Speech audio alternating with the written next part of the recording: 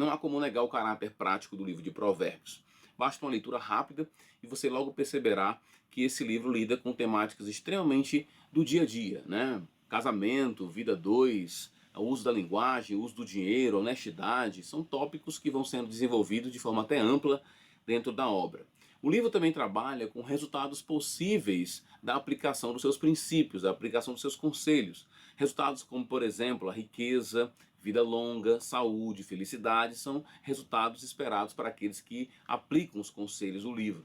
O contrário também acontece, ou seja, aquele que é ímpio, ou seja, que não segue os conselhos, ele tem como resultado a morte, tem como resultado a vida curta, né, a falta de respeito, a qualidade de vida da pessoa é completamente afetada ou maculada se ela não seguir os conselhos que nós encontramos na obra. E aí vem uma consideração que é muito comum na boca daqueles que interpretam o livro de Provérbios. O livro de Provérbios não trabalha com promessa. O livro de Provérbios basicamente trabalha com resultados possíveis, uma vez que isso é o que se observa no dia a dia.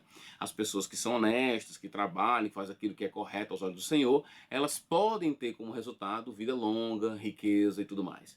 Então o livro de Provérbios basicamente não trabalha com escatologia. É essa uma das conclusões que muitos intérpretes da obra têm. Sinceramente, eu tenho muita dificuldade com essa ideia de uma escatologia não presente na obra de Provérbios. Eu diria até mais, uma escatologia ausente de qualquer livro da Escritura. Eu acredito que todo livro que é construído, que é escrito, que vem então acrescentar a obra do Senhor, ela pressupõe os livros que o antecedem.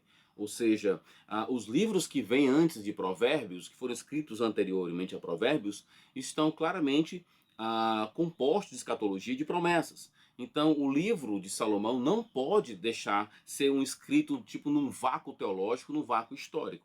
Então, minha primeira consideração diz respeito à ideia de que os livros que são escritos na Bíblia pressupõem os livros que o antecedem e com seu conteúdo. Portanto, o Salomão, quando escreve o livro de Provérbios, ele está pressupondo toda uma teologia que é composta de escatologia. Segunda consideração diz respeito ao que nós encontramos no livro de Provérbios, que é o valor sendo colocado de forma hierarquizada. Ou seja, para o autor de Provérbios, existem coisas que valem mais do que outras. Por exemplo, o autor vai dizer aqui em 15:16 que é melhor ter pouco com o temor do Senhor do que ter muito e não ter temor do Senhor. Existe então a ideia de hierarquia de valor.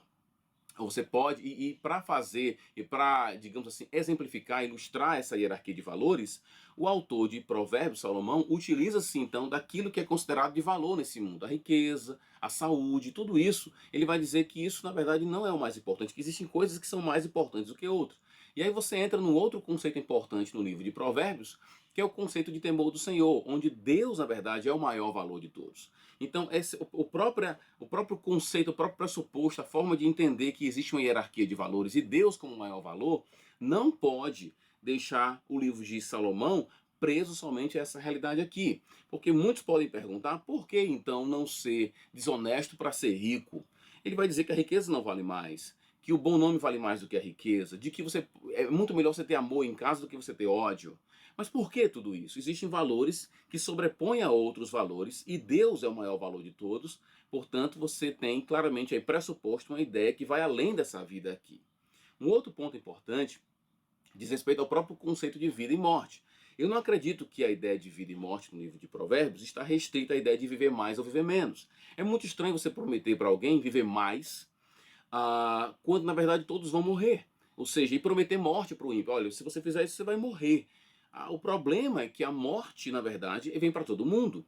E não há garantias para aqueles que então entendem somente tudo o que acontece no livro de Provérbios como sendo basicamente resultados prováveis e não garantias de uma promessa.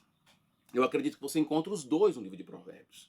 Mas eu acredito também que essa leitura, onde você não consegue ver escatologia no livro, acaba, digamos, maculando a sua visão de vida e morte dentro do próprio livro. Há uma passagem interessante no livro, que está no capítulo 3, onde Salomão compara a vida da sabedoria como a vida como a árvore da vida. Ele associa a árvore da vida com a sabedoria. E nós sabemos que o conceito de árvore da vida, tanto no paraíso, lá em Gênesis, como também em Apocalipse, esse conceito tem uma conotação claramente escatológica de vida eterna.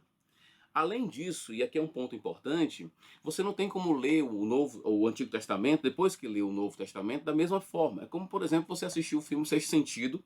Você assiste o filme, depois que você sabe do final do filme, você assiste ele de novo. Não tem como você assistir ele sem fazer uma nova leitura da obra, porque o final vai te ajudar a entender melhor e ver o filme de outra forma. Não tem como você ler o Novo Testamento e depois ler o Antigo Testamento e ignorar, por exemplo, a pessoa de Jesus Cristo, o conceito de vida como muito mais amplo do que somente viver mais. Com isso eu não estou dizendo que você não tem que respeitar o contexto da própria passagem, do próprio livro, que você como intérprete realmente tem que procurar interpretar o texto à luz daquela situação, se colocar como leitor primário, isso é importantíssimo. Mas você como leitor do Novo Testamento não pode ignorar o evento Jesus, o conceito de vida e morte, ao ler o livro de Provérbios.